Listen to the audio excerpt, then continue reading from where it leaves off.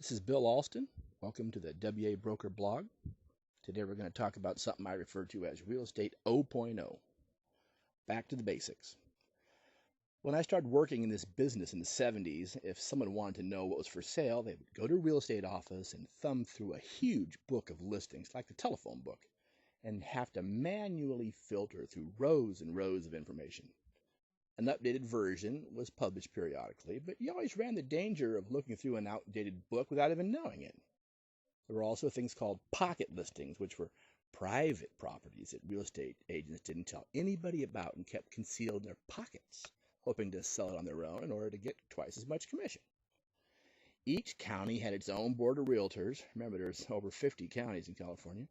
They had their own book of listings, and the same exclusive attitude that anybody from outside the county was unfit to sell any property listed within the county. And how any of this could possibly have benefited the clients, the buyers and the sellers, is absolutely beyond me. Eventually, the process became so unwieldy that computers began to be used to organize the information. I can still remember the sound of those old printers that sound like ducks quacking, and they'd run for 20 minutes at a time.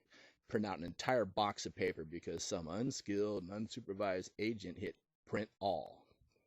Well, gradually the county boards became more efficient and the computers became more user-friendly.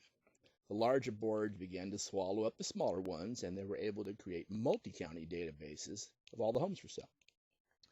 Many agents were still unskilled and unsupervised, and the idea that people from out of town were somehow unfit to sell in this town hung on like a half-mumbled prayer that no one fully understood, but you continue to recite it simply because that's what you were taught to do. Now, my lack of understanding as to how this process benefited clients clung to me like a smelly t-shirt saturated with sweat and dog. No matter how many times you washed it or lint rolled it, there was always that little bit of smelly dog and the hair that lingered. Well, then came the internet, and the world was changed forever. The real estate boards for a long time have been discussing combining into one big mega board, but the decision of who gets to keep their jobs and who has to get downsized is still being debated this day. Outsiders, and not just from other towns, but from other businesses and people who are not even real estate agents, they tried to create their own websites where everyone could share and anyone could list their houses without running the risk of working with an agent that turned out to be unskilled or unsupervised. Well, this fight continues to this very day and has actually gone to some of the highest courts in the land. The one site to rule them all actually already exists. People just don't realize it. It's the internet. If you know how to ask the right question, you can get the answer. Well, the whole industry has been turned upside down, and most people haven't even noticed. It's because very few people actually understand the industry to begin with. This industry is so riddled with corruption, myths, misunderstandings, and outright lies, for that matter, that only a man with a paralyzed face could fail to laugh at it. Two major industries in the United States routinely violate the minimum wage laws with impunity: farm labor and real estate. Farm labor we'll leave for another discussion. A few people understand that in the real estate industry, it's entirely legal for a company to hire dozens of people as agents, give them desks to work at, phones to answer, schedules to adhere to, and meetings to attend. At the same time, these agents are expected to spend their own money on travel, entertainment, education, licenses, and fees, and they might be paid absolutely nothing. They're called independent contractors as a convenience, so if they don't actually sell a property and close a transaction, they receive nothing but well wishes. By any objective standard, they really are not contractors at all, but employees entitled to at least minimum wage.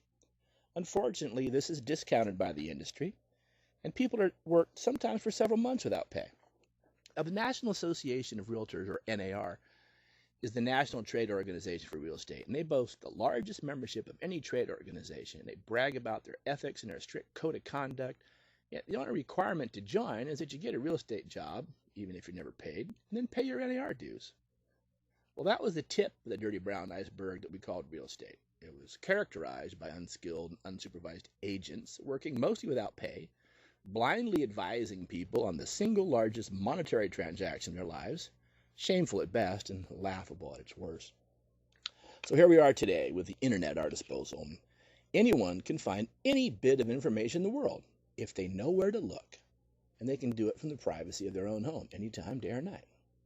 Without an understanding of the ground rules, you stand little chance of making long-term gains. Without reliable facts, you cannot make informed decisions, and you're left merely to guess and hope for the best. Without expert analysis of the volumes of information available, you're simply swimming in a sea of ones and zeros. And to make matters worse, the data constantly changes, and the rules are consistently adjusted with everyone trying to fix the problem, whether by policy or legislation. Well, welcome to the new world of real estate. What these articles are intended to do is guide you to an understanding of how to filter through the myth and the lies of the past and obtain the facts and analysis that you need to prosper now and in the future. In the age of free information, the expert analyst is king. I can show you the best methods to choose a realtor, real estate company, and broker. I can teach you how to search for a home, how to stop foreclosure, and find the best deal. However, one thing you will not see here is how to get rich quick in real estate. I've never seen it happen. Anyone, citizen or not, educated or not, with money or not, can get rich in real estate, but it does take hard work, and it's only going to happen over time.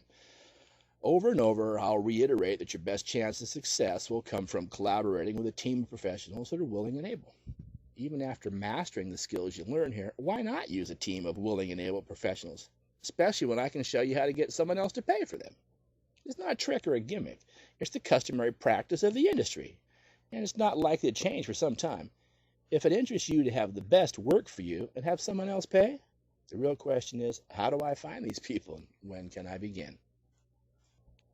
If you have questions about any of this, you can call me anytime, 916-454-5400, or send me an email, info@wabroker.com.